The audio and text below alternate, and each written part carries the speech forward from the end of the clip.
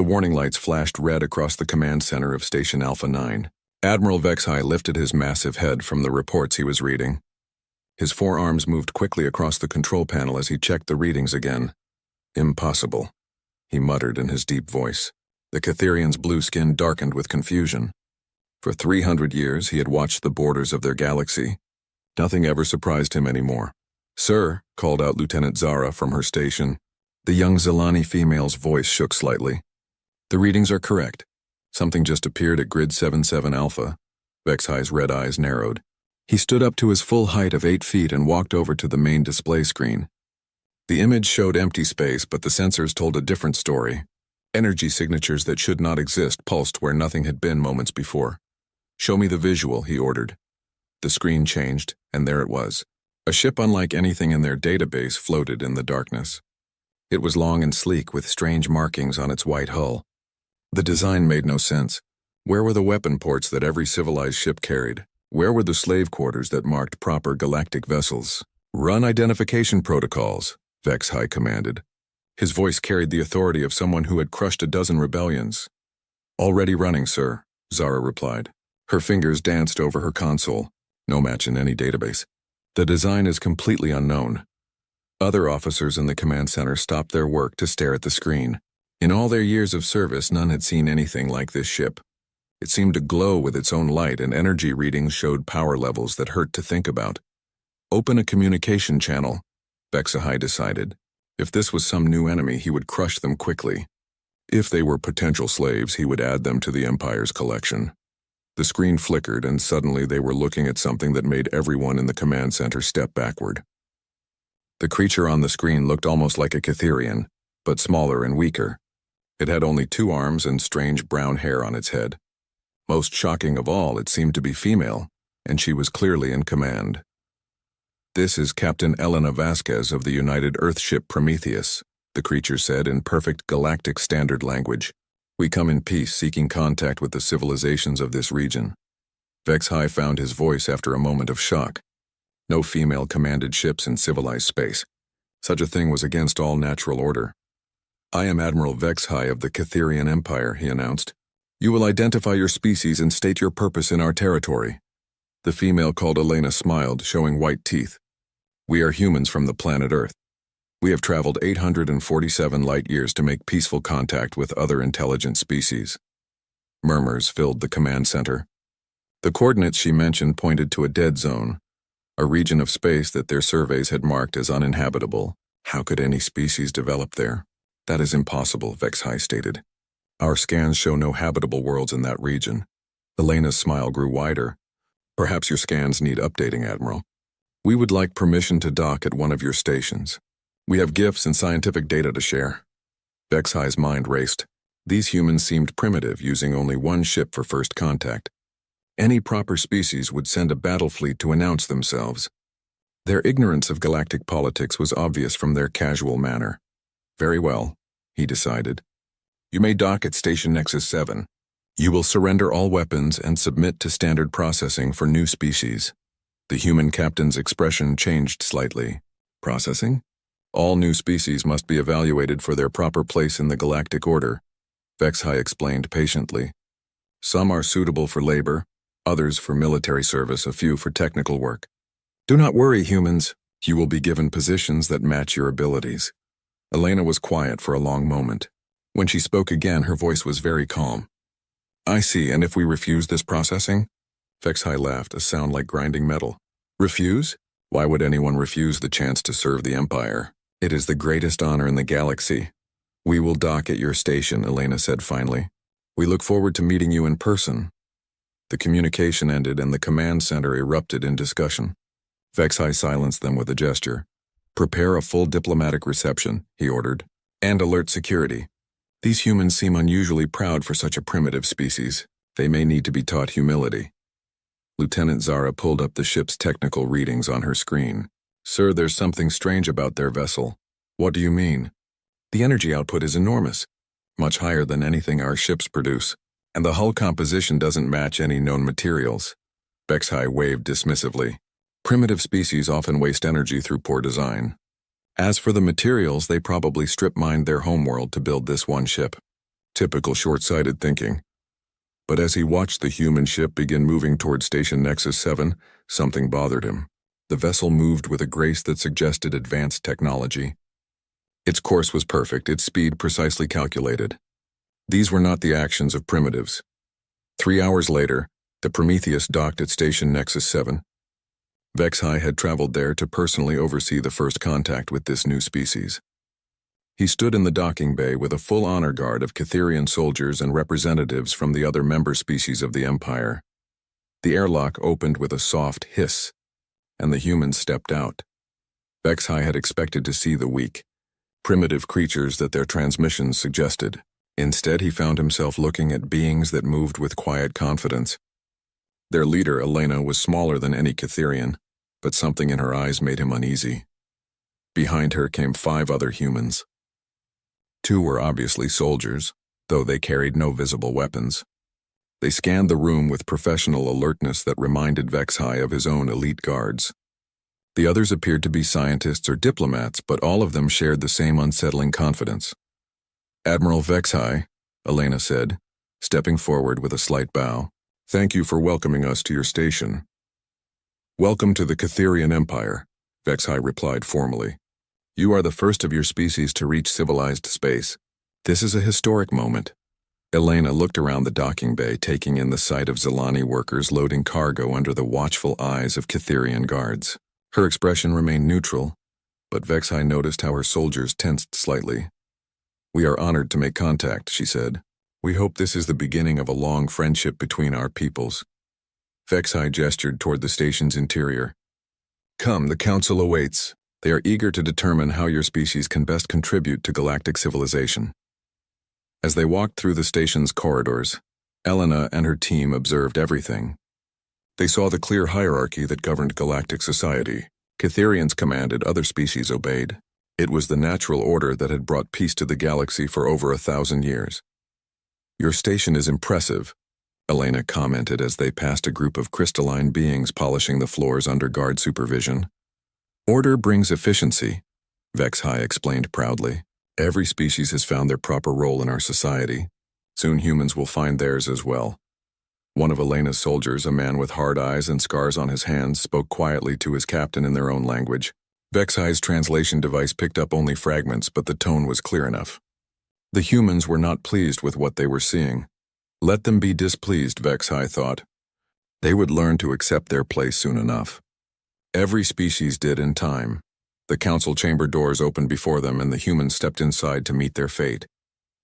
The council chamber was huge, with a curved ceiling that disappeared into shadows above. 7 massive chairs formed a circle in the center, each one designed for a different species. Admiral Vexhai took his place in the largest chair, while representatives from the other member races filled the others. Captain Elena Vasquez and her team stood in the center of the circle. She looked calm, but her security chief, Commander Marcus Chen, kept his eyes moving constantly. The other humans showed no fear, which surprised the council members. Most new species trembled during their first evaluation. "Humans of Earth," Vexhai began in his formal voice, "you stand before the Galactic Council, rulers of this sector of space. We will now determine your species' role in our great empire." Elena stepped forward slightly.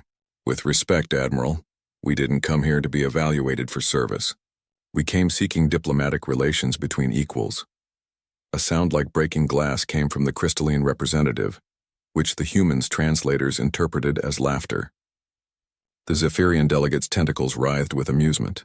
Even the normally quiet void dweller seemed to vibrate with humor. "Equals," Vexhai's voice carried disbelief. "You arrive in a single ship from an unknown world and you speak of equality? Child, your entire species could not build one deck of our smallest warship." Elena's expression remained polite. "Perhaps we could discuss an exchange of scientific knowledge. We've made some interesting discoveries during our journey here." "Science?" The Zephyrian's voice bubbled through its breathing apparatus. "What could primitives know that we have not mastered for millennia?" Before Elena could answer, alarms began echoing through the station. Vexhai touched a control on his chair, and a holographic display appeared showing the station's industrial section. "Ah, perfect timing," he said with satisfaction. "You can witness the efficiency of our system." The display showed Catherian guards surrounding a group of Zilani workers. The small, gray-skinned beings huddled together in fear as the guards read charges against them. These workers failed to meet their production quotas for the third time this cycle, announced the guard captain. The penalty is death to encourage the others to work harder. Elena went very still. Commander Chen's hand moved slightly toward where a weapon would normally hang. The other humans exchanged glances that spoke volumes. You're going to execute them for not working fast enough? Elena asked quietly. Of course, Vexhai replied. Inferior species must be motivated properly. Fear of death ensures maximum productivity. On the display, the guards raised their energy weapons. The Zilani workers began to cry, calling out names that must have been their families. Stop this, Elena said, her voice cutting through the chamber like a blade. Vexhai paused the execution with a gesture. Stop, these are workers, not people. They exist to serve their betters. They are intelligent beings with families and lives, Elena said, stepping closer to Vexhai's chair. You have no right to murder them. The Admiral's forearms spread wide in a gesture of amazement. Murder. This is justice, order, the natural way of things. He leaned forward, his red eyes gleaming. When your species joins our empire, you will learn to appreciate such efficiency. Elena's voice became very soft and very dangerous. Our species will never join an empire built on slavery and murder. You will, Vexhai said confidently. All species do once they understand the alternative. He nodded to the guards in the chamber. Perhaps a demonstration of what happens to those who refuse our generous offer. The Catherian guards moved toward the humans with casual arrogance. They were 3 times larger than any human, armed with energy weapons and protected by personal shields. They had broken the will of 100 species. They had never met humans before. Commander Chen moved so fast that most of the council members couldn't follow his motion. The first guard found his weapon flying across the room before he realized Chen had touched him. The second guard managed to activate his shield, but Chen grabbed the device and crushed it in his bare hands like paper. The third guard got his weapon halfway raised before Chen's fist connected with his helmet. The sound of cracking metal echoed through the chamber as the guard collapsed. The humans' diplomatic team had scattered to defensive positions with smooth efficiency. Dr. Sarah Kim pulled out a device that made the chamber's electronics start sparking. Lieutenant James Rodriguez somehow produced a weapon from nowhere and aimed it at the ceiling, where automated defense systems were trying to target them. Nobody move, Elena said in the sudden silence. Her voice carried absolute authority. We didn't come here to fight, but we won't be threatened either. Vexhai stared at Commander Chen, who stood calmly among 3 unconscious guards. Impossible. No species can match Catherian strength without technology. Humans evolved on a death world, Chen said simply. We got strong by surviving things that would kill most species before breakfast. Elena touched her communication device. Prometheus, this is the captain. We have a diplomatic incident. Prepare for emergency departure. Wait, Vexhai commanded. You cannot simply leave. The council has not dismissed you. Elena looked around the circle of alien faces. The council was about to murder 6 innocent beings for the crime of being tired. Then you tried to threaten us into slavery. She shook her head. We're done here. If you leave now, you declare war on the Empire. The Zephyrian representative bubbled angrily. We will hunt down your primitive world and burn it to ash. Elena smiled, but it was not a friendly expression. You're welcome to try, but I should warn you about something. What? Vexhai demanded. The Prometheus isn't an exploration ship, Elena said as her team began moving toward the door. It's a diplomatic vessel. We only bring those when we already know what we're going to find. Commander Chen was the last to leave. He looked back at the circle of shocked alien faces and spoke words that would be remembered across the galaxy for centuries to come. You have no idea what you just started, he said quietly. We are not your subjects and we will not bow to tyrants. Humanity has dealt with species like yours before. We know exactly how to handle bullies. The humans walked out of the chamber, their footsteps echoing in the silence they left behind. Vexhai recovered first. Guards, stop them! But the station's security forces found their weapons and systems mysteriously malfunctioning. Dr. Kim's device had done more damage than anyone realized. By the time they reached the docking bay, the Prometheus was already powering up its engines. Sir, Lieutenant Zara's voice came over the communication system. The ship's energy readings are spiking beyond our sensor's ability to measure. On the docking bay's main screen, Vex-High watched the human ship prepare to leave. It should have taken hours to safely disconnect and depart. The Prometheus did it in 6 minutes. As the ship pulled away from the station, a communication channel opened. Elena's face appeared on the screen one last time. "Admiral Vex-High," she said formally. "When you attack our world, remember this moment. Remember that we offered you friendship and you chose to threaten us instead." Her image smiled coldly. "Humanity does not forgive, and we never forget."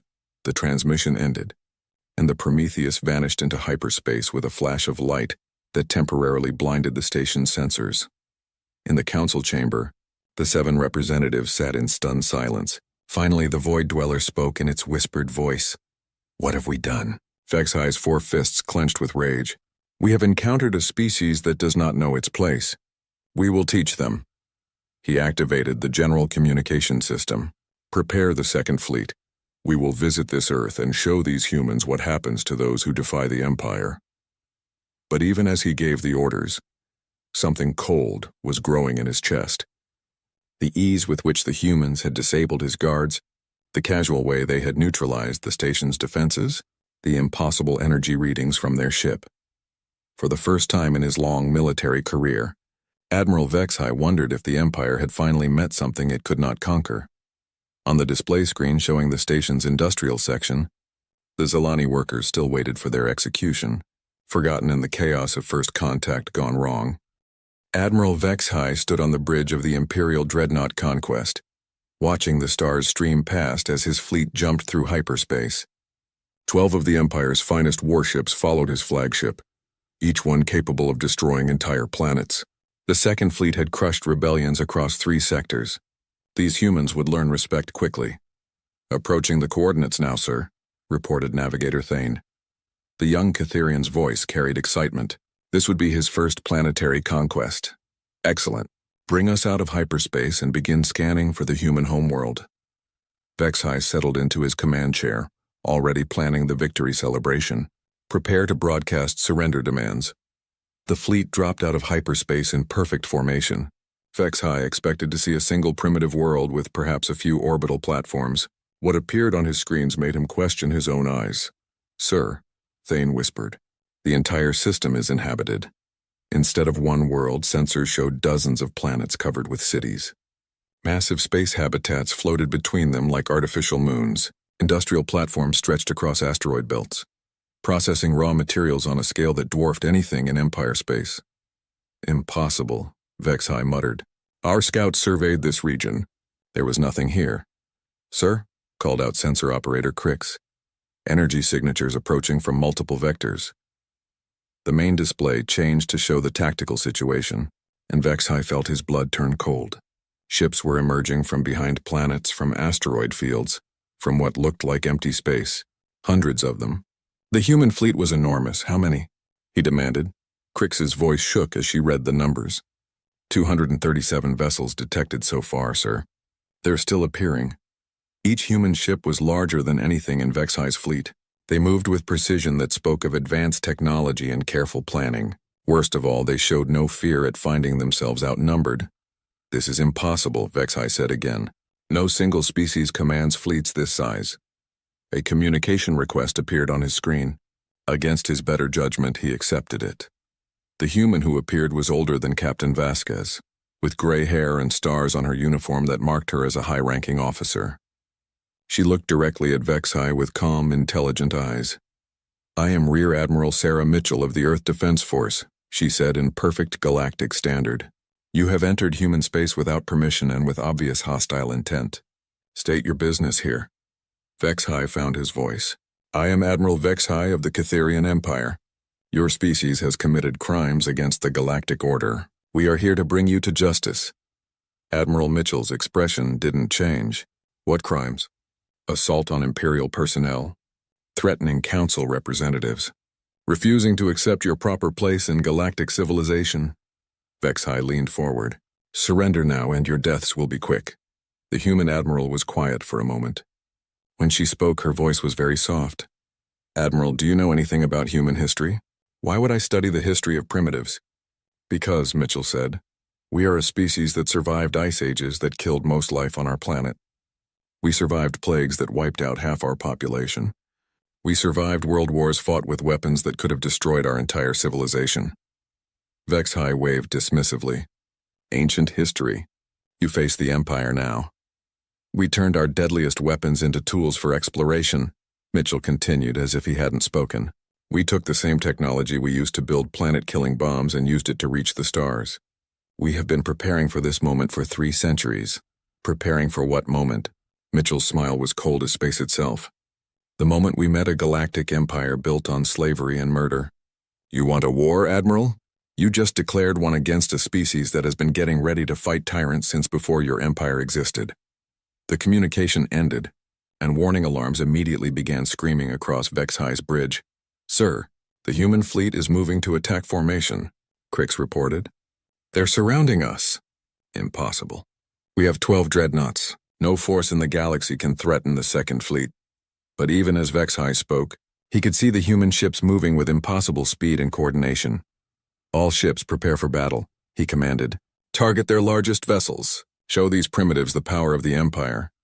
The Conquest's massive guns swiveled toward the nearest human ship, a sleek vessel that looked nothing like proper military design. Energy readings spiked as the dreadnought's main weapons charged. Firing, announced Weapons Officer Dells. The Empire's most powerful weapons struck the human ship with enough force to crack a moon. The energy beams hit the target dead center in a display of light that could be seen from several star systems away. When the light faded, the human ship was completely undamaged. What? Vex High stared at his displays. That's impossible. Nothing can withstand direct fire from Imperial dreadnought cannons. Sir, Crix said in a voice full of terror, the humans are returning fire. What happened next would be studied in military academies for generations, assuming any Imperial academies survived what was coming. The human weapons didn't look like much. No massive energy beams, no obvious projectiles, just small, fast objects that seemed to appear from nowhere and move with their own intelligence. The first missile hit the Imperial ship Guardian amidships. The explosion was so bright that every screen on every ship automatically dimmed to protect their crew's eyes. When the light faded, the Guardian was gone. Not damaged, not crippled, completely vaporized. Shields up. Evasive maneuvers, Vex High screamed. But the human weapons followed their targets no matter how they twisted and turned. The missiles seemed to think for themselves, predicting moves and adjusting course faster than any computer should be able to calculate. The Imperial ship Thunder lasted 18 seconds. The Retribution managed 23 seconds before a human torpedo found a weak spot in its armor and turned the mighty dreadnought into expanding gas and metal. Sir, we're losing ships faster than we can count them. Navigator Thane's voice cracked with panic. Vex High watched his proud fleet being destroyed with casual efficiency. The humans weren't even using their full force. Most of their ships hung back, watching as if this was some kind of training exercise.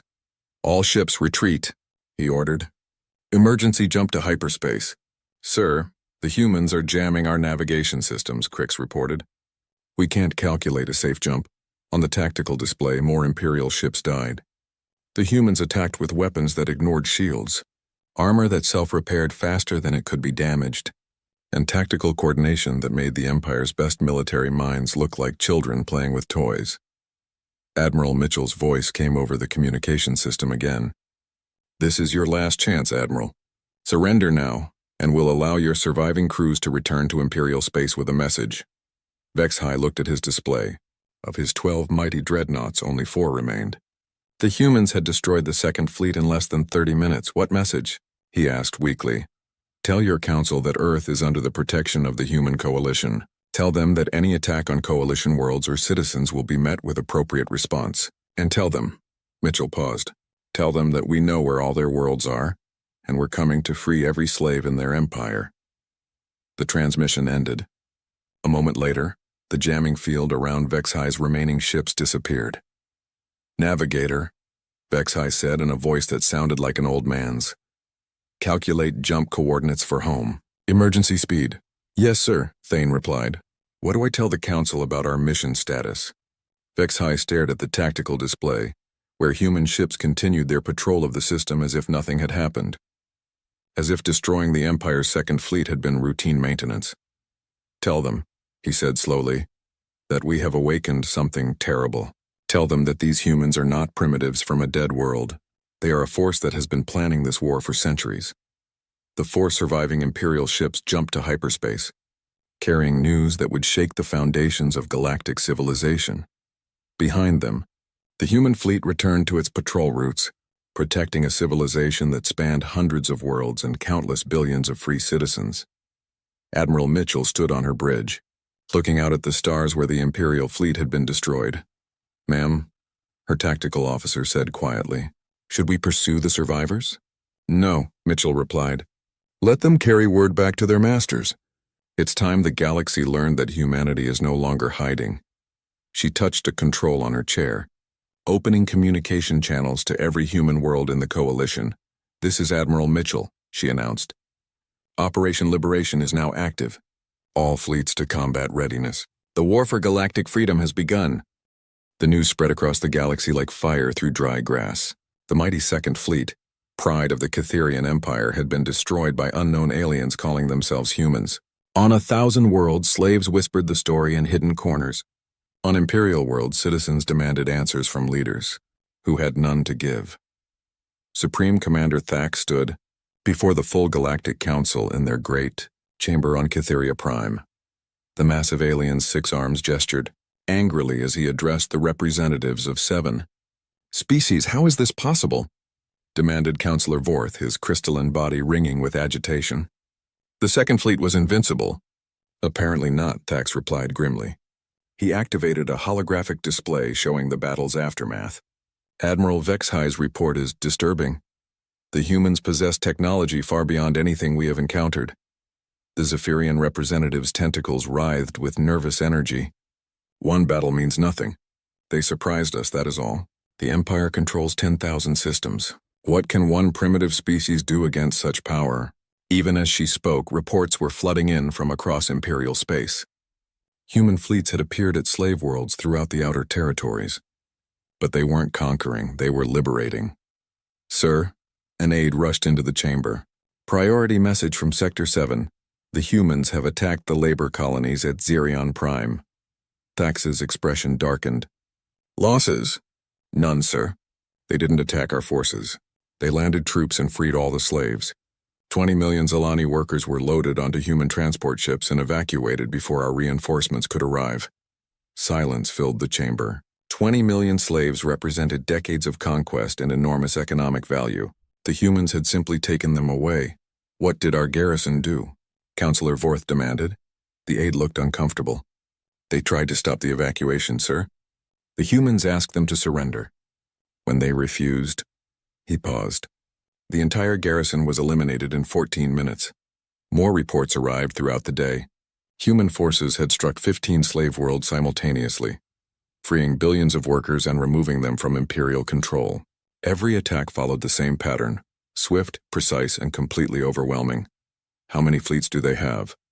The Void Dweller representative whispered. Nobody had an answer. Human ships seemed to appear from nowhere, strike with impossible efficiency, and vanish before Imperial reinforcements could respond. Their technology made the Empire's finest weapons look primitive. Thax studied the tactical displays showing human attacks across dozens of systems. "We are facing a full-scale invasion. All member species will contribute to our response." "What response?" asked the Zephyrian. "Our fleets cannot match their technology." "Then we use numbers," Thax declared. "The Empire controls thousands of worlds and trillions of citizens. We will mobilize everything, every ship, every weapon, every soldier. The humans may be advanced, but they are still just one species." Orders went out across the galaxy. The Great Fleet began assembling at Cytheria Prime, 10,000 warships representing the combined military might of the Empire. Pressed into service came the bioships of Zephyria, living vessels that could heal themselves in battle. The crystalline dreadnoughts joined them, ships grown rather than built, harder than any known material. Even the mysterious Void Dwellers contributed their shadow fleets, vessels that could phase in and out of normal space. Meanwhile, enslaved species found themselves forced into military service. Zalani technicians were chained to their stations. Aquatic Mir were sealed into combat suits and told to fight or watch their families die. Every conquered race contributed soldiers to the Empire's war machine. This is the largest military force ever assembled, Thax announced to the Council, as the Great Fleet reached full strength. No power in the galaxy can stand against us. But even as he spoke, intelligence reports brought disturbing news. The humans hadn't been sitting idle during the Empire's mobilization. Captain Elena Vasquez, now promoted to Admiral, stood on the bridge of the UES Liberation, watching long-range sensors track the approaching Imperial fleet. Around her, the human command staff worked with calm efficiency. Size estimate, she asked her tactical officer. Just over 10,000 ships, ma'am. Every major Imperial class represented, plus forced conscripts from their subject species. Elena nodded. And our readiness status? All coalition fleets report ready for engagement. The Liberation Front has confirmed their rebellion timing. Resistance cells are standing by across Imperial space. Elena smiled grimly. The Empire thought they were facing just humanity, but they had missed something crucial. Every world the humans had liberated had been given a choice. Join the coalition as free citizens or remain independent under human protection. Most had chosen freedom. The former slaves of the Empire had become humanity's allies, contributing their own knowledge and resources to the war effort. Zalani technical expertise had improved human weapons. Mere naval tactics had refined human strategy. The crystalline refugees had shared secrets of materials science that made human armor nearly indestructible. Ma'am, her communications officer reported. Priority message from Earth Command. Admiral Chen's face appeared on the main screen. The scarred veteran who had humiliated Imperial guards during first contact now commanded humanity's largest battle fleet. Elena, the Council has made their decision, he reported. Operation Liberation is approved for full implementation. All targets? Every Imperial stronghold, every slave world, every military installation. The gloves are coming off. Chen's expression was hard as steel. The Empire wants to fight with their full strength? Let's show them what ours looks like. Elena nodded. Understood. All fleets begin Phase 2 operations. Across the galaxy, the true scope of human preparation revealed itself. They hadn't been hiding in one system. They had been building a vast interstellar nation in the dark spaces between Imperial territories. 400 systems answered humanity's call to arms, each one contributing ships and soldiers to the coalition cause. The humans had spent 3 centuries preparing for this war. They had studied every Imperial weakness, infiltrated every major facility, and built relationships with resistance movements on 1,000 worlds. When the Empire mobilized their great fleet, they left their territory nearly defenseless. Human strike forces hit Imperial worlds with surgical precision. They didn't destroy cities or kill civilians. They targeted military bases, government centers, and anything connected to the slave trade. On world after world, the local population rose up to support their liberators. Supreme Commander Thax received the reports with growing horror. His great fleet was still 3 days from human space, but the Empire was already crumbling behind him. Sir, his aide reported with a trembling voice. We've lost contact with 57 Imperial worlds in the last 6 hours. Lost contact? Thax demanded. The humans have destroyed our communication networks and military infrastructure. Local governments have either fled or surrendered to coalition forces. Thax stared at the tactical display showing the dissolution of his empire.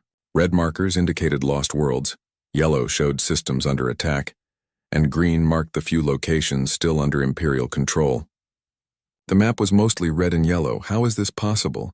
He whispered. His aide pulled up intelligence reports that had been ignored during the fleet buildup.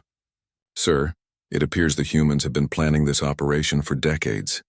They have detailed knowledge of our military positions, our trade routes, our communication systems. They know everything about us, and we know nothing about them, Thax realized with growing dread.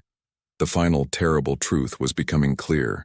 The Prometheus hadn't stumbled across Imperial space by accident. That first contact hadn't been a diplomatic mission. It had been a final intelligence-gathering operation before the war began. Humanity had been watching the Empire for generations, learning their weaknesses and preparing for the moment when they would tear down the Galactic Order and build something better in its place. Sir, the aide said quietly, long-range sensors show human fleets moving to intercept us. Multiple vectors, unknown number of ships. Thax looked at his great fleet. 10,000 ships representing the Empire's full military might.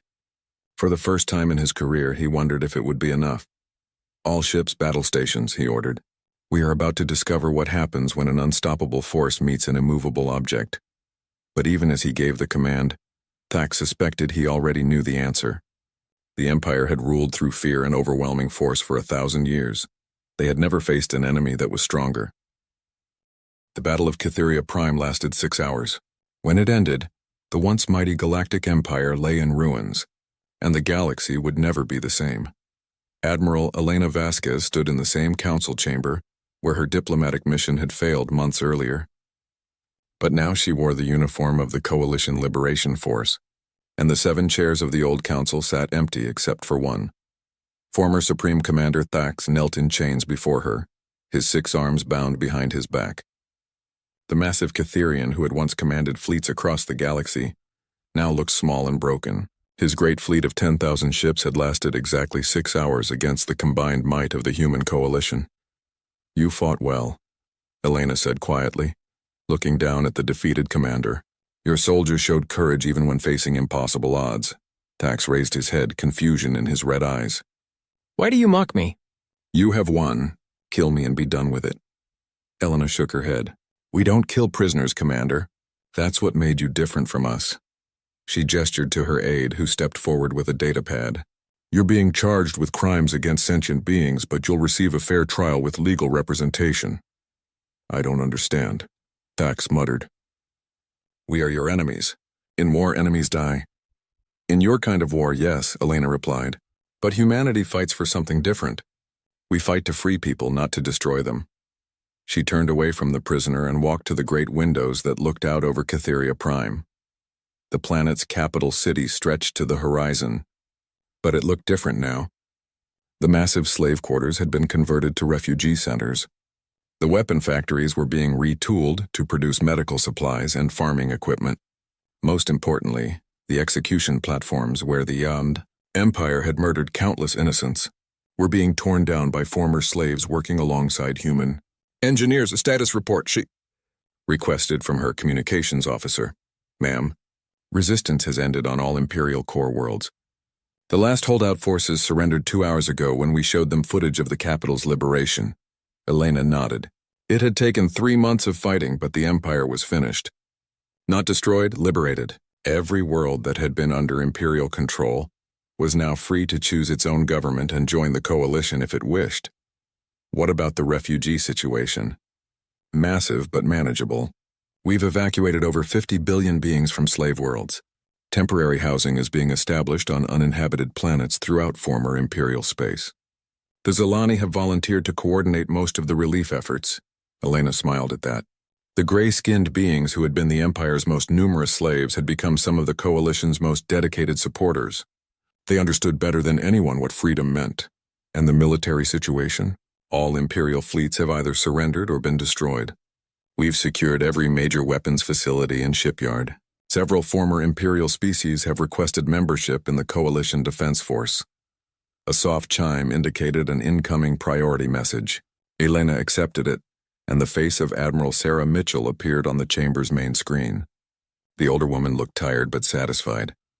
Elena, congratulations on a job well done. I'm calling from Earth with news from the Coalition Assembly. Good news, I hope. The best. The Assembly has officially voted to establish the Galactic Democratic Union. Every species will have equal representation, regardless of their size or military power. And Elena? Mitchell smiled proudly. They've asked you to serve as the first Secretary General. Elena felt a moment of surprise, then acceptance.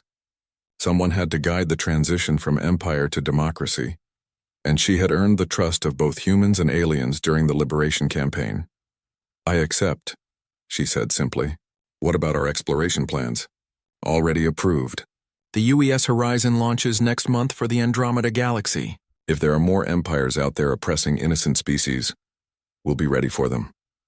The transmission ended, and Elena returned her attention to the former Imperial commander. Thax was staring at her with something like wonder in his alien features. You're giving up military control to become a politician? He asked. I'm accepting responsibility to help build something better, Elena corrected. The age of empires is over, Commander. The age of cooperation has begun.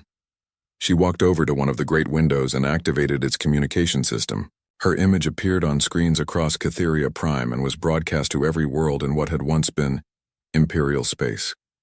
Citizens of the galaxy, she began. 3 months ago, the Cytherian Empire fell not to conquest but to liberation. Today I speak to you as the first Secretary General of the Galactic Democratic Union. On 1,000 worlds, billions of beings stopped what they were doing to listen. Former slaves, former Imperial citizens, human colonists, and refugees all watched the woman who had led their liberation. The old system of empire and slavery is dead, Elena continued. In its place, we offer something new, a union of free species working together for the benefit of all. Every world will govern itself. Every being will have rights that cannot be taken away, and every species will have a voice in our shared future. She paused, looking out at the city where former slaves worked alongside former masters to build a better world. This will not be easy. Democracy is harder than empire. Freedom requires more responsibility than slavery. But humanity has learned something. During our long history, the most difficult path is often the most worthwhile.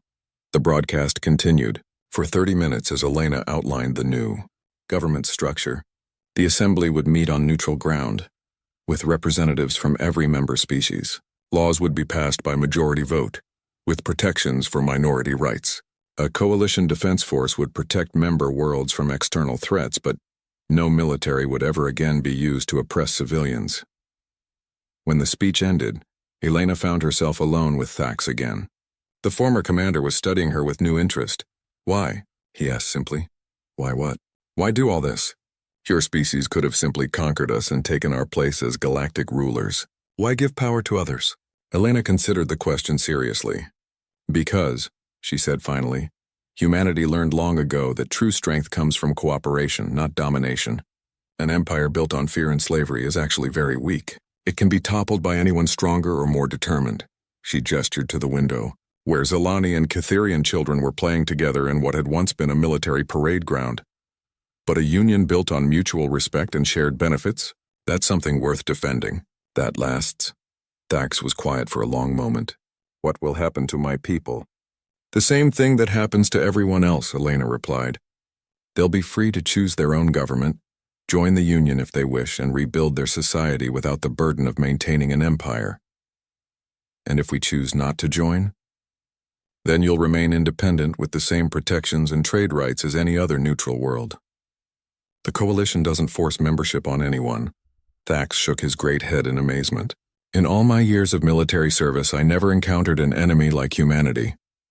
We weren't your enemy, Elena corrected gently. We were the enemy of what your empire represented. There's a difference. 6 months later, Elena stood on the observation deck of the UES Horizon as it prepared to depart Earth's solar system.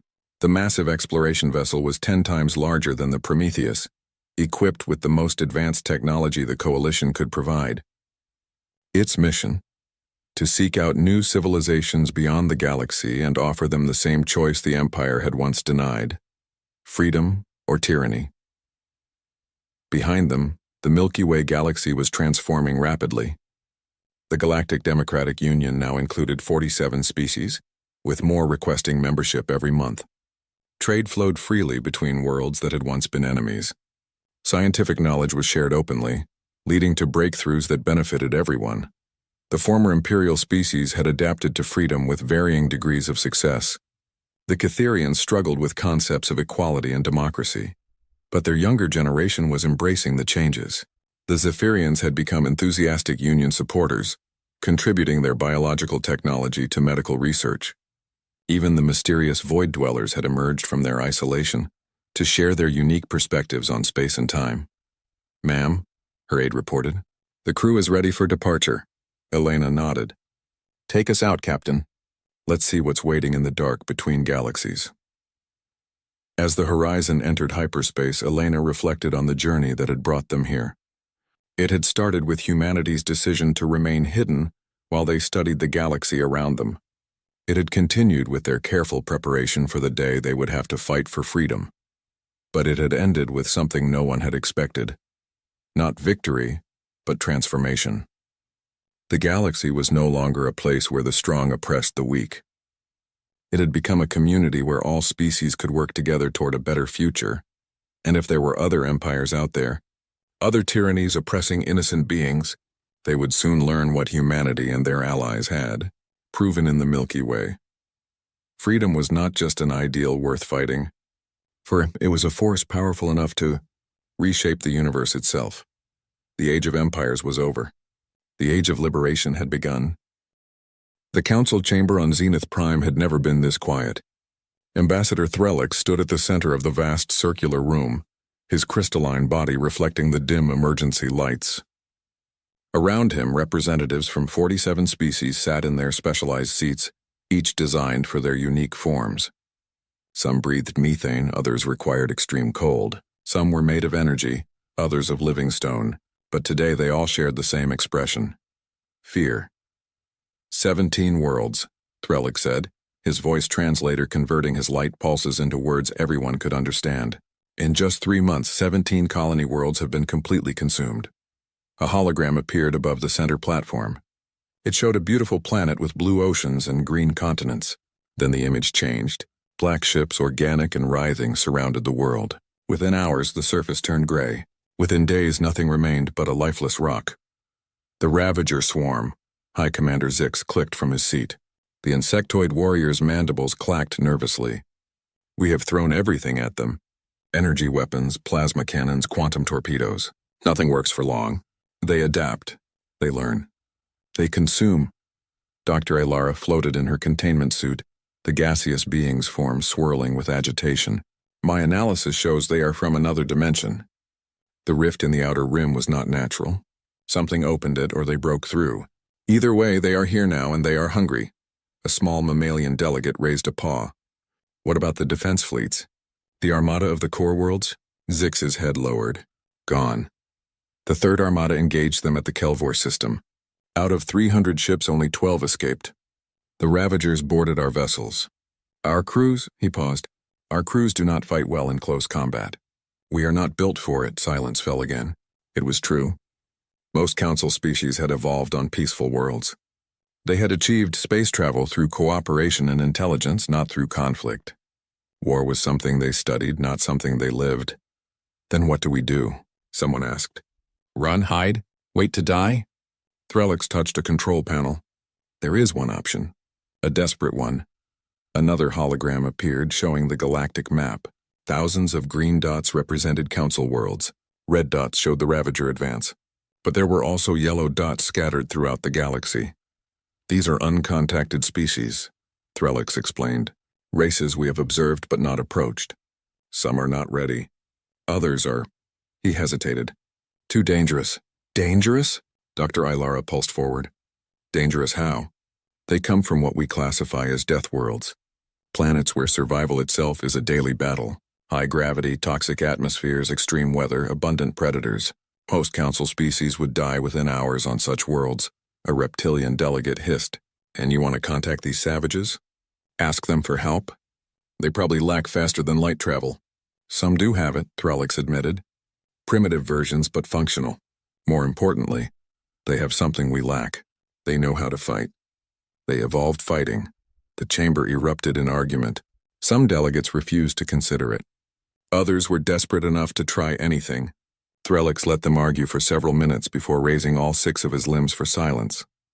I propose we send a distress call to all species in our database, including the quarantined ones. Let them decide if they want to help.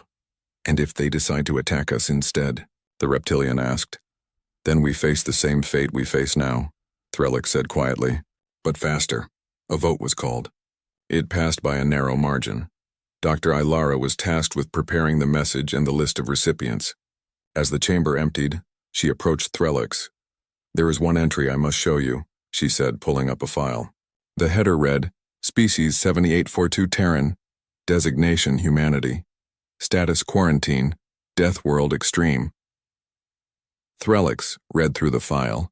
His crystalline form dimmed with each line. The planet these creatures called Earth was a nightmare. Gravity 30% higher than standard. An atmosphere so rich in oxygen it would make most species dizzy or sick. Tectonic plates that constantly shifted, causing earthquakes. weather patterns that could kill in minutes, oceans filled with salt and predators, and everywhere, creatures that existed only to kill and eat other creatures. And the humans? Threlix asked. They are the apex predators, Dr. Ilara said. Not the strongest, not the fastest, but the most persistent. They evolved as pursuit hunters. They chase prey for days until it collapses from exhaustion. They sweat to cool their bodies, allowing them to run in heat that would kill their prey. They have binocular vision for tracking. They can throw objects with incredible accuracy. They can eat almost anything organic, even things that are poisonous because their bodies are so good at filtering toxins. And their society? Violent. Their entire history is warfare. They have killed billions of their own kind in conflicts. They created weapons that can destroy their entire planet. They have diseases that killed millions. They have survived ice ages, meteor strikes, volcanic super eruptions. They terraform their own planet to suit their needs. Ambassador, they are the most dangerous species in our database. Threlix was quiet for a long moment. Include them in the message. Are you certain? No, but we are out of options. Dr. Ilara prepared the distress call. It was simple and direct. It explained the threat. It asked for help. It provided coordinates. It promised nothing because the council had nothing to promise. The message was encoded in mathematics, the universal language. It was broadcast on every frequency. It was sent through every communication method known to the council. And then they waited 3 days past. A few responses came in. Uncontacted species confused by the message. Others too far away to help. One species agreed to send a small support fleet, though it would take months to arrive. Then on the 3rd day, a new signal reached Zenith Prime. Dr. Ilara was the first to detect it. The origin point made her containment suit flicker with shock. Threlix, she called. We have a response from the Sol system. The ambassador rushed to the communications center. The humans? What do they say? The message was in their language, but the AI translated it instantly. It was brief. Message received, assistance en route, hold position. United Earth Space Command. Threlix felt his form grow cold. They are coming. We asked for help from a death world, and they are actually coming. The news spread through the council within hours. Reactions were mixed. Some felt hope. Others felt terror. A few began to wonder if they had made a terrible mistake. They had sent an SOS to the most dangerous predators in the known galaxy. High Commander Zix pulled up everything the council had on human military capability. It was limited. Observation probes had watched Earth from a distance. They had seen the humans' wars. They had seen their weapons. Primitive kinetic weapons, chemical explosives, fission and fusion bombs, projectile-based firearms, no energy shields, no plasma weapons, no quantum technology. They cannot possibly help us, Zix said. Their weapons are thousands of years outdated. But Dr. Ilara was reviewing other data. Human endurance, human aggression, human refusal to surrender even when facing certain death. She pulled up videos from their history. Humans fighting in conditions that would kill council species instantly. Humans climbing mountains for no reason. Humans diving into deep oceans. Humans launching themselves into space in primitive chemical rockets. Commander, she said slowly, I do not think we understand what we have summoned. On Zenith Prime, the council waited. The Ravager swarm was advancing, and somewhere in the darkness of space, the Deathworlder fleet was coming. The question was no longer if they would arrive. The question was what would happen when they did. The message appeared on every screen in Earth's orbital station at exactly 0347 hours. Lieutenant Kim Torres was monitoring routine communications when her console lit up with signals she had never seen before. Mathematical patterns, prime numbers, binary sequences that resolved into images. Sir, she called to the watch commander, you need to see this. Within minutes, the entire command center was crowded around her station. Within an hour, the message had been forwarded to Geneva Orbital, to the United Earth Space Command headquarters, to every government on the planet. Within 3 hours, the world knew humanity was not alone. Admiral Sarah Chen stood in the Situation Room, staring at the translated message on the main screen. Around her, military officers from every nation argued in a dozen languages. The translator struggled to keep up. It could be a hoax, someone said. It could be a trap, another argued. It could be our first contact with alien life, Chen said, her voice cutting through the noise. And they are asking for help, the room quieted. Everyone turned to look at the Admiral. She was a small woman, barely 5 feet tall, but she commanded attention. Her face bore scars from the Mars Rebellion, when colonists had fought for independence. She had led the peace negotiations that ended that war. She understood both combat and diplomacy. "Show me the images again," she ordered. The screen displayed the holograms the aliens had sent. Worlds consumed by black organic ships, fleets destroyed, populations gone. And at the end, coordinates. A location far beyond human space, but not impossibly far. "How long to reach those coordinates?" Chen asked. Captain Marcus Webb, standing at his station, ran the calculations. "With our newest FTL drives, approximately 3 weeks. That assumes we push the engines hard and take the direct route through some unstable regions of space." "Unstable how?" "High radiation, gravity anomalies. Routes our survey ships avoid because they are dangerous." Chen nodded slowly. "If we go, how many ships can we send?" Webb pulled up the fleet roster. "The third fleet is currently in dock for resupply after exercises. That's 48 ships, including the new dreadnought Indomitable. The fifth fleet is on patrol in the outer system. Another 37 ships. The second fleet could be recalled from the Jupiter stations. That's 62 more. So approximately 150 ships." "Yes, ma'am. Though compared to the alien fleets shown in these images, we would be significantly outnumbered and outgunned." The room erupted in argument again. Many urged caution. Humanity had just achieved reliable faster-than-light travel only 20 years ago. They had colonies on Mars, Europa, and Titan, but they were still a single-system species. Going to an alien war zone could be suicide.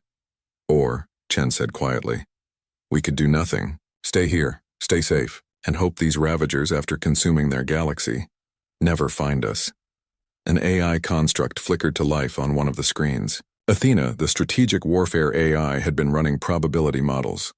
"Admiral," Athena said in her calm synthetic voice, "based on the expansion rate shown in the alien data, if the Ravager swarm is not stopped, they will likely discover Earth within 14 to 18 months. Human space is not hidden. Our radio signals have been broadcasting for over 2 centuries. We are visible."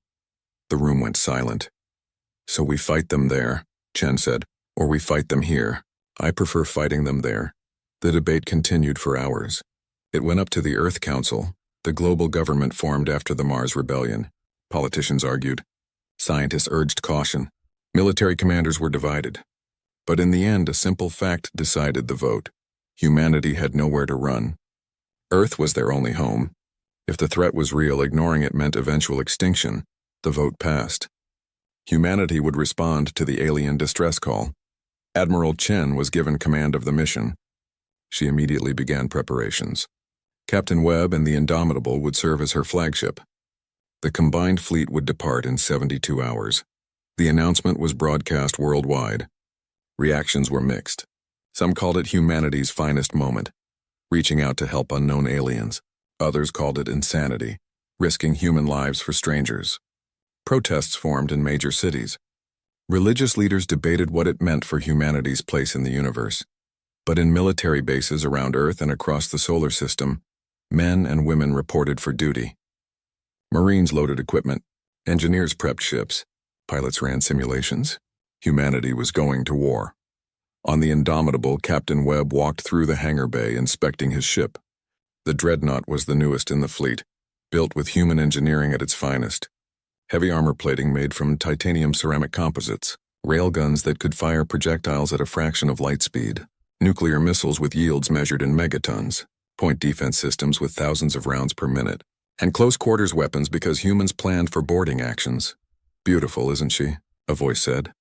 Webb turned to see Admiral Chen approaching. She ran her hand along the hull plating. 30 centimeters of armor, Webb said. Redundant systems throughout. She can lose half her modules and still fight. And the crew? 2,300 personnel. Marines, pilots, engineers. All volunteers, Chen nodded. "Do they understand what we are heading into?" "I told them the truth, ma'am. We are answering a distress call from aliens we have never met. We will face an enemy we do not understand. We might not come back. And?" Webb smiled. "I had to turn volunteers away. Every ship is over capacity. We will have people sleeping in hallways." Chen was not surprised. Humanity had always run toward danger, not away from it. It was how they had survived on Earth. It was how they had colonized harsh moons and planets. It was in their nature, The next 2 days were a blur of activity. Ships were loaded. Routes were programmed. Families said goodbye to their loved ones. The media covered everything. Cameras everywhere. On the 3rd day, the fleet assembled in orbit around Earth. 147 ships, ranging from small destroyers to massive dreadnoughts. It was the largest military fleet humanity had ever assembled. Admiral Chen broadcast a message to all ships. 3 days ago, we learned we are not alone in the universe. We learned that somewhere out there, people are dying. They asked for help. And we answered, I will not lie to you. What we are about to do is dangerous. We are taking our primitive ships into unknown space to face an enemy that has destroyed advanced civilizations. Many of you may not return home. She paused, looking at the faces on the screens. Young and old. Men and women from every nation on Earth. But this is who we are. Humanity has always stood up when others fell. We have always fought against impossible odds. We do not do this because it is easy. We do this because someone has to. And if not us, then who? Cheers erupted across the fleet. Webb watched his crew respond. They were afraid. He could see it in their eyes. But they were also determined. All ships, this is Admiral Chen, prepare for FTL jump. Navigation, plot course to provided coordinates. Engineering, push those engines as hard as they can take. Communications, send a message to the aliens. What should it say, ma'am? The communications officer asked. Chen thought for a moment. Message received. Assistance en route. Hold position. The message was sent, traveling faster than light toward Zenith Prime, and then, with a flash of blue light, the human fleet entered hyperspace. On Zenith Prime, Ambassador Threlix received the message. His crystalline body went dark with dread. The response had been immediate. The humans had not hesitated, had not negotiated, had not asked for payment. They simply said they were coming. Dr. Eilera, Threlix called. How long until they arrive? Based on their propulsion technology? Months. Perhaps a year. 3 weeks later, alarms sounded on Zenith Prime. An entire fleet was dropping out of FTL at the edge of the system. 147 ships. Human ships, how? Dr. Eilera gasped. How did they get here so fast? High Commander Zix pulled up the data. They traveled through the Kestrel corridor.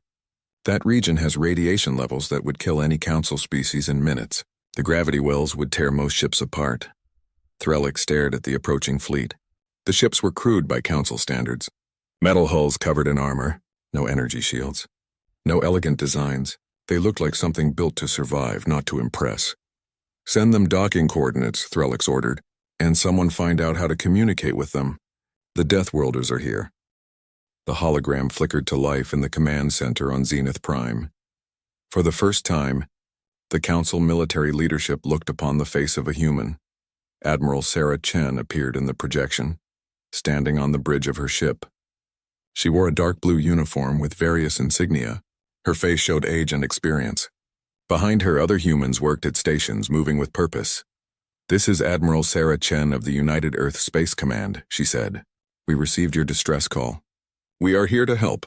High Commander Zix clicked forward. His insectoid form towered in the chamber, but in the hologram, he and Chen appeared equal-sized. I am High Commander Zix of the Galactic Council Defense Force. We did not expect you to arrive so quickly. You said it was urgent, Chen replied simply. Where is the enemy? Threlix stepped into the hologram's view. Ambassador Threlix, welcome to Zenith Prime. The Ravager swarm is currently 3 systems away at Corvin. They are consuming the colonies there. Our remaining fleet is trying to hold them back, but... He did not finish the sentence. Show me, Chen said. A tactical display appeared between them. Red symbols showed the Ravager position. A small cluster of green symbols showed the Council fleet. The humans studied it silently. Your fleet has only 42 ships remaining at that position, Captain Webb observed from behind Chen. According to your data, you started with over 300. Yes, Zix said quietly. The Ravagers adapt to our weapons quickly. Our energy-based systems are effective for the first engagement. Then they become nearly useless. And close combat? Chen asked. We do not engage in close combat, Dr. Eilera said, floating into view. Our species are not built for physical confrontation. When they board our ships, we cannot stop them. Chen exchanged glances with Webb. The human officers appeared to be communicating silently. Finally, Chen nodded. We will proceed to Corvin immediately. Chen said. Our fleet is ready for combat. Zix's mandibles clicked nervously. Admiral, I mean no offense, but I must be direct. Your weapons appear to be kinetic-based. Projectile weapons. We used such technology thousands of years ago. They will not be effective against— Commander, Chen interrupted, her voice firm but not angry. We came 3 weeks through space that your species considers lethal. We did not do that to run away from a fight. Trust that we know what we are doing. The hologram ended. The council leaders stood in silence. They are going to get themselves killed, Zix said. Those primitive ships against the Ravager swarm? It will be a massacre, perhaps, Threllick said. Or perhaps we are about to learn why one does not challenge a species from a death world. The human fleet arrived at the Corvin system 18 hours later. What they found was chaos. 3 colony worlds were already gray and lifeless. The council fleet was in full retreat, black Ravager ships pursuing them. As the humans watched, 2 council vessels were overtaken. The organic enemy ships latched onto them like parasites. Within minutes, the council ships went dark. All ships, battle stations, Chen ordered. Deploy for defensive formation Alpha 7. Protect those council vessels. The human fleet moved into position, placing themselves between the retreating council ships and the pursuing Ravagers. The Ravagers, sensing new prey, changed course. Dozens of the organic ships broke off and headed toward the humans. On the council flagship, Commander Zix watched in horror. They are going to be slaughtered. Those humans do not even have shields, but then the human ships opened fire. Railguns launched ferrous projectiles at hypersonic speeds. The tungsten rounds tore through Ravager hulls like paper. Nuclear missiles streaked across space, detonating in brilliant flashes. The Ravagers, which had adapted to energy weapons, had no defense against simple kinetic force. 6 Ravager ships were destroyed in the first salvo. 8 more were crippled. The swarm hesitated, something the Council had never seen before. They are effective, Dr. Ilara whispered, watching the engagement. More Ravagers approached, this time spreading out. They attempted to surround the human fleet. But the human ships maneuvered aggressively, not retreating but advancing. They chased individual Ravager ships, firing constantly. Point defense systems threw up walls of metal, shredding any Ravagers that got too close. One group of Ravagers managed to breach the perimeter. 20 organic ships descended on a human destroyer. They latched onto the hull and began burning through. The Indomitable is moving to assist, Zix observed. No, Dr. Ilara said, her form swirling. Look closer. The destroyer is not calling for help. Inside the destroyer, alarms blared. Hull breach on decks 3 through 5, a voice reported. They are inside the ship. Marines, you are cleared to engage, the captain ordered calmly. Weapons free. In the corridors of the ship, human Marines in powered armor took position. They carried weapons that would have seemed ancient to the Council. Rifles that fired metal bullets, shotguns loaded with explosive rounds, magnetic accelerator weapons, and for close-range blades and impact weapons. The Ravagers burst through the hull. They were hideous creatures, all teeth and claws and writhing tentacles. They had consumed millions across dozens of worlds. They were perfect killing machines, adapted from countless species. They had never faced humans. The Marines opened fire. The corridor filled with noise and flame. Ravagers fell, their organic bodies torn apart by the hail of metal. Those that survived the initial barrage charged forward, only to meet humans in hand-to-hand combat. The Council species would have been torn apart. But humans were different. They were pursuit predators from a death world. Their bones were dense and strong. Their muscles were reinforced by evolution on a high-gravity planet. Their ancestors had hunted megafauna to extinction using only stone tools and persistence. A Marine grabbed a Ravager by its limb and slammed it into the wall with enough force to crack the creature's carapace. Another Marine fired a shotgun at point-blank range, the explosive rounds turning the enemy into pulp. A third used a blade, cutting through Ravager flesh with trained precision. On Zenith Prime, Dr. Ilara watched in stunned silence. They are fighting hand-to-hand. They are winning hand-to-hand. Impossible, Zix breathed. Nothing fights the Ravagers in close combat and survives. Humans do, Threllick said quietly. Because on their world, everything fights in close combat. The battle lasted 4 hours. When it ended, the Ravagers retreated. For the first time since they had entered this dimension, they ran from an enemy. Human casualties were significant. 7 ships destroyed, 15 damaged, over 3,000 dead. But the Ravager losses were catastrophic. Over 200 ships destroyed, hundreds more damaged. The swarm had been broken. Admiral Chen opened a communication channel to the Council fleet. "Commander Zix, are your ships still operational?" Zix took a moment to respond. "Yes, Admiral. Thanks to you, we survived." "Good, regroup with our fleet. We need to discuss tactics. Admiral, I must apologize. I underestimated your capabilities." Chen's expression did not change. "Commander, you sent a distress call to every species in your database. That shows wisdom, not weakness. You were desperate enough to ask for help from a species you feared. That takes courage. But our weapons are so much more advanced." "Advanced does not mean better," Chen interrupted. "Different enemies require different solutions. You adapted to one type of warfare. We adapted to another. Together we are stronger."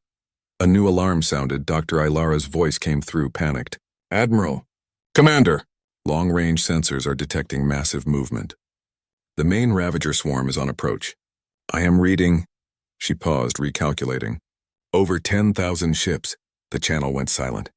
10,000 Ravager ships against less than 200 Council and human vessels combined. The battle they had just won was nothing compared to what was coming. Captain Webb looked at Chen. "Admiral?" Chen stared at the tactical display. She thought of Earth, her home world. She thought of the billions of humans living their lives, unaware of the threat lurking in the dark. She thought of her crew who had volunteered knowing they might not return. "Send a message to all ships," Chen said. "Human and Council both. Tell them the swarm is coming. Tell them this is where we make our stand. Tell them," she paused, then smiled grimly. "Tell them welcome to the fight." The fleet began preparations. Engineers worked frantically to repair damaged ships. Marines reloaded ammunition. Medical bays treated the wounded. Supplies were shared between human and Council vessels. And in the dark of space, the Ravager swarm approached like a black tide. The stars themselves seemed to dim as the massive fleet advanced. The Deathworlders and their new allies waited. The real battle was about to begin. The sensors detected them first. A darkness spreading across space, blotting out the stars. 10,000 Ravager ships, maybe more. The counting system struggled to keep up as the swarm continued to arrive from the depths of space. On the bridge of the Indomitable, Captain Webb watched the tactical display with growing concern. "Admiral, at current count we are outnumbered 50-1. Admiral Chen stood with her arms crossed, her face calm. Around her, the bridge crew worked at their stations. No panic, no chaos. Just professionals doing their jobs. "Recommendations, Captain?" "The Council fleet wants to retreat," Webb said. "Commander Zix is requesting we fall back to a defensive position at Zenith Prime. If we retreat, what happens to the colonies here?" "They die, ma'am. The 3 million people still evacuating from Corvin 4 will be consumed." Chen was quiet for a moment. She thought of her own world, Earth. She thought of what humanity would want her to do. The answer was clear. "Signal to all ships," Chen said. "We hold this line. No retreat." The communications officer hesitated.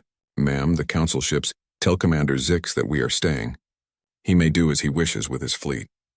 But humanity stands here." The message was sent. On the Council flagship, Zix received it with a mix of shock and shame.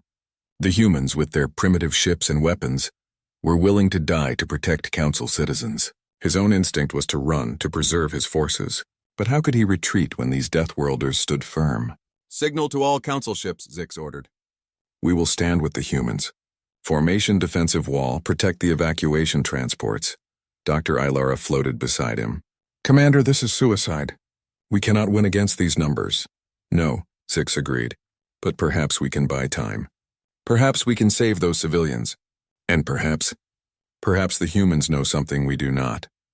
On the Indomitable, Chen was organizing the human fleet. All capital ships form the center line. Destroyers on the flanks. When they come, I want concentrated fire on their largest ships. Do not waste ammunition on small targets. Captain Webb, prepare the Tunguska Protocol. Webb's eyes widened. "Admiral, that protocol is for last resort only. The radiation, I am aware of the consequences, Captain. Prepare it anyway." The Ravager swarm entered weapons range. The organic ships moved like a school of fish, flowing around obstacles, coordinating without visible signals. They began to accelerate toward the human Council defensive line. "All ships open fire," Chen ordered. The battle began. Railguns fired, their projectiles crossing millions of kilometers in seconds. Nuclear missiles streaked forward. their drives pushing them to incredible speeds. Point defense systems activated, creating barriers of metal and fire. The Ravagers came on. They had learned from the previous engagement. They spread out more, making themselves harder targets. They used their smaller ships as shields for the larger ones. They adapted their approach vectors to minimize exposure to the railgun fire. But they could not adapt to the sheer volume of fire the humans produced. Hundreds of ships firing thousands of rounds every second. The space between the fleets became a death zone of flying metal and nuclear fire. Ravager ships died by the dozens. But there were so many. For every one destroyed, 10 more took its place. The swarm began to envelope the defensive lines surrounding it from all sides. "They are trying to encircle us," Webb reported. "Let them," Chen said. "All ships contract formation. Weapons fire in all directions." The human and council ships pulled into a tight sphere. They became a fortress in space, firing outward in every direction. The Ravagers pressed in, taking losses but gaining ground. A council ship, the Aurora's Pride, took too many hits. Its hull buckled. Ravager boarding pods attached to it like leeches. Within minutes, the crew was fighting hand-to-hand in the corridors. But they were not alone. A human destroyer, the Samson, pulled alongside. Marines in powered armor used magnetic boots to walk across the vacuum of space. They breached the council ship's hull and joined the fight inside. Dr. Ilara watched on the sensors. "They are sending their people to save ours. Why?" "Because they can," Threllick said, watching from Zenith Prime. "And because they believe it is right." The battle raged for hours. Human ships took damage but continued fighting. The Indomitable lost its forward railgun batteries, so it rotated to bring the rear guns to bear. When those ran low on ammunition, it used missiles.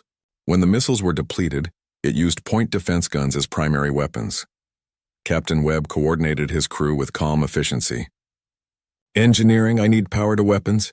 Life support can drop to minimum." "Sir, minimum life support means the crew will be breathing thin air and freezing. Then pass out heated suits and oxygen masks," Webb replied. "We need those weapons online."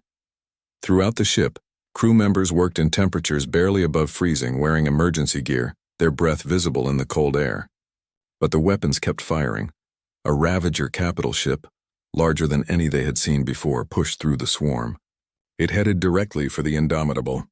The organic vessel was covered in weapons, each one dripping with the same black material that formed the ship's hull. "Admiral, that ship is targeting us," Webb reported. "I see it," Chen said. "All ships in range, focus fire on that target." 20 human ships concentrated their weapons on the massive Ravager. Railgun rounds tore into its hull. Missiles exploded across its surface. But it kept coming. The damage they inflicted was not enough. "Ma'am, it is going to ram us," the tactical officer said. Chen made a decision. "All hands brace for impact. Engineering, transfer all power to forward shields. Captain Webb, activate the Tunguska protocol. Authorization Chen 77 Echo." Webb's hands moved across his console. Deep in the Indomitable's armory, antimatter containment systems activated. It was humanity's most dangerous weapon, something they had hoped never to use. "Tunguska armed," Webb reported. "Calculating optimal detonation point. The Ravager capital ship was seconds away." Its shadow fell across the Indomitable. Crew members grabbed onto anything they could. Some whispered prayers. Others simply held their positions, ready to die doing their duty. "Fire," Chen ordered. Antimatter missiles launched from the Indomitable and 4 other nearby human ships. The missiles flew into the heart of the Ravager swarm, into the densest concentration of enemy vessels. And then matter met antimatter.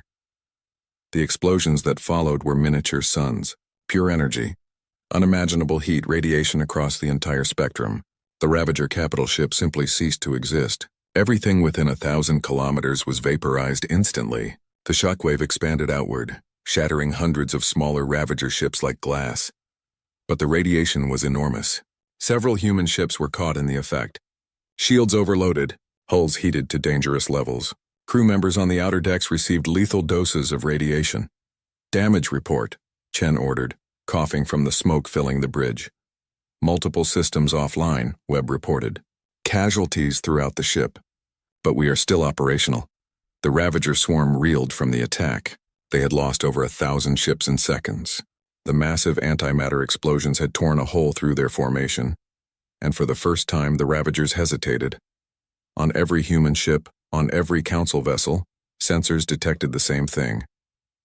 The Ravager swarm was pulling back. Not retreating, but reorganizing. They had taken casualties they could not ignore. They are confused, Dr. Ilara said from Zenith Prime. Their hive mind is struggling to process what just happened. They have never faced weapons like this. Commander Zix watched in amazement. The humans used weapons that damaged their own ships. They accepted radiation that would kill many of their crew, just to hurt the enemy. Welcome to war against a Death World species, Threlix said quietly. They understand acceptable losses in ways we never will. Admiral Chen knew they had only bought time. The Ravagers would adapt. They would return. But for now the line held. All ships status report, Chen ordered. Casualties, damage, ammunition remaining. The reports came in. Over 3,000 humans dead. 15 ships destroyed. Almost every vessel damaged. Ammunition at critical levels. The Tunguska Protocol had cost them dearly in radiation sickness and system failures, but they had survived. And the Ravagers had retreated. Admiral, Webb said quietly, we cannot survive another attack like that. I know, Chen replied. Signal to Commander Zix, we need to combine our strategies. His energy weapons and our kinetic weapons together. We need to coordinate or we will die separately. As the crew worked to repair damage and treat the wounded, Chen looked at the tactical display. The Ravager swarm was out there in the dark, thinking, adapting. They would return. And when they did, humanity and the Council would face them together. The battle was not over. It had only just begun. 3 months had passed since the battle at Corvan. The Ravager swarm had retreated through their dimensional rift, leaving behind only wreckage and dead worlds. The war was over, but the galaxy would never be the same. The Galactic Council convened in their grand chamber on Zenith Prime. Every seat was filled. Representatives from all member species watched as Ambassador Threlix stood at the center platform. Beside him, projected in hologram, stood Admiral Sarah Chen. Members of the Council, Threlix began, his crystalline voice carrying through the chamber. 3 months ago, we faced extinction. The Ravager swarm would have consumed our civilization. Today we stand here because of the humans. Because of their courage, their sacrifice, and their refusal to surrender. Murmurs spread through the chamber, some approving, others uncertain. The numbers speak clearly, Dr. Ilara said, floating forward. In the final battle at Corvan, humanity lost 62 ships and 34,000 lives. That is more casualties than the entire Council military has suffered in the past century. They paid a price we were not willing to pay ourselves. High Commander Zix stepped forward. The insectoid warrior looked different now. His mandibles did not click nervously. His posture was firm. I have studied the humans' tactics. They do not fight to preserve. They fight to win. When retreat was logical, they stood firm. When the cost was too high, they paid it anyway. They taught us what true warfare requires. A delegate from the reptilian species stood. But are they not dangerous? Their weapons, their aggression. Should we not fear what we have brought into our galaxy? Fear? Chen's hologram spoke for the first time. Her voice was calm but firm. You should fear. You called us Deathworlders like it was an insult. You saw our world and thought us savage. Maybe you are right, but that savagery saved you. The chamber fell silent. Chen continued, you asked for help. We answered. We did not ask for payment. We did not negotiate terms. We came because people were dying and someone needed to stand against the darkness. That is what humans do. But what do you want? The reptilian delegate pressed. Surely you want something in return. Territory? Resources? Power? Chen was quiet for a moment. When she spoke again, her voice was softer. We want to go home. We want to return to our families. We want to mourn our dead. We want to rebuild. And yes, we want to know we are not alone in this universe anymore. Threlix touched a control panel. The Council proposes the following. Humanity will be offered provisional membership. Full voting rights after a 50-year transition period. During this time, humanity will provide military defense for Council space. In exchange, the Council will share technology, establish trade agreements, and recognize Earth's sovereignty. You want us to be your military? Chen observed. Yes, Threlix admitted. We cannot deny what this war revealed. We are not warriors. We evolved on peaceful worlds. We built our civilization on cooperation and trade. But the galaxy is not always peaceful. We need protectors, Chen looked at the assembled aliens. And if we refuse? If we just want to be left alone? Then we will respect that, Threlix said. But the Ravagers transmitted one final message before retreating. Our AI translated it, he paused. It said, we remember. We will return. And we will adapt to humanity. The implication was clear. The Ravagers would come back, and when they did, they would be prepared for human tactics. So we need each other, Chen said. Yes, Threlix agreed. You need our knowledge, our technology. We need your strength, your warriors. Together we are stronger than apart. The vote was called. It was not unanimous. Some species still feared humanity. Others resented needing their protection.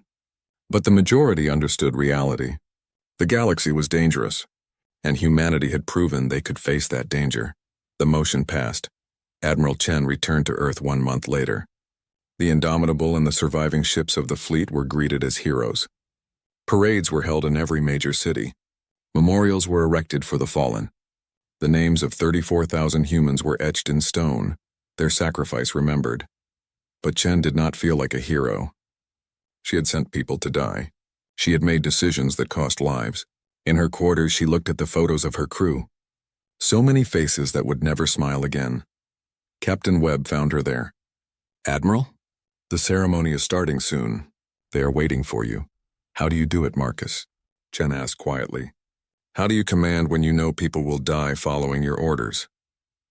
Webb was silent for a moment. You remember why they volunteered. They chose to go. They understood the risks. And they believed it was worth it, was it? Worth it? Ask the 3 million colonists we saved at Corvin.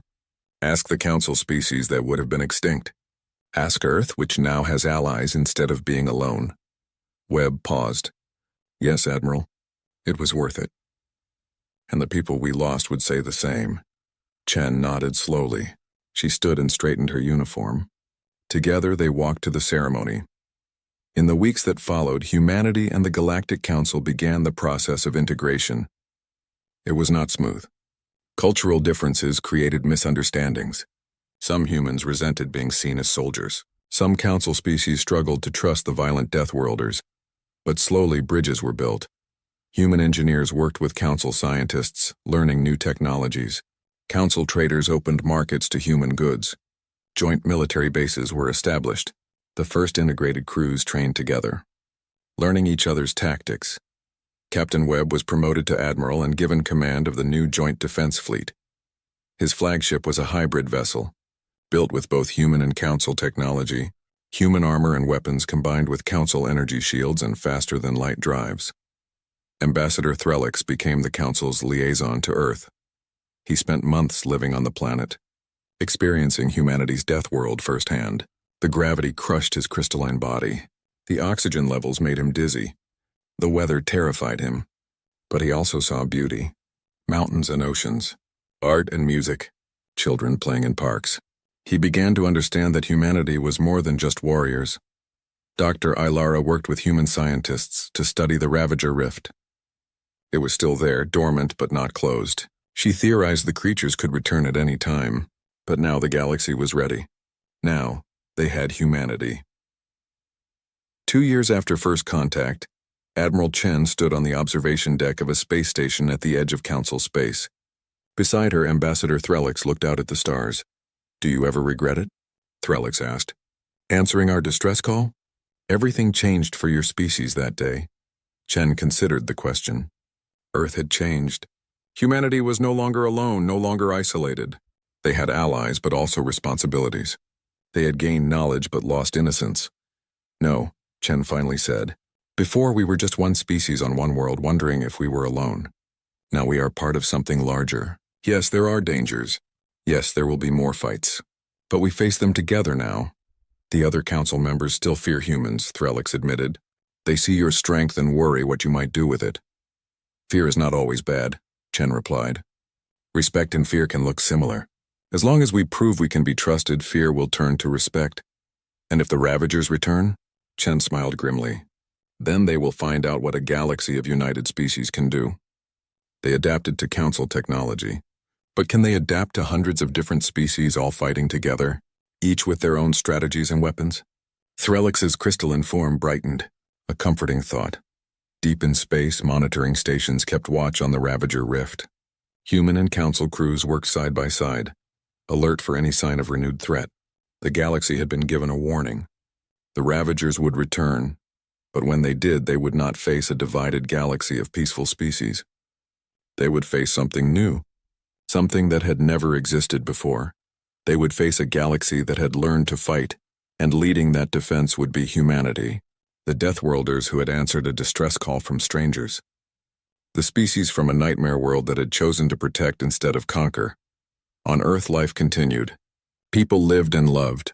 Children were born. But now they looked to the stars with wonder instead of loneliness. Somewhere up there, friends waited. Allies stood guard. And if darkness came again, humanity would not face it alone. Admiral Chen returned to active duty, commanding defense fleets on the borders of Council space. Captain Webb trained new officers, both human and alien, in combined warfare tactics. Dr. Ilara and human scientists continued their research, and Ambassador Threlix wrote in his personal journal, "Today I learned a human word, hope. It means to believe in a better future even when the present is difficult. It is a Deathworlder concept, but perhaps it is what the galaxy needs most. The humans brought us hope, and that may be their greatest gift." The stars shone bright over Earth. In the distance, Council ships patrolled alongside human vessels, and somewhere in the dark, the Ravagers waited and plotted. But for now, the galaxy was at peace. The Deathworlders had arrived, and the galaxy was safer for it. The question was no longer whether humanity belonged among the stars. The question was how the galaxy had survived so long without them.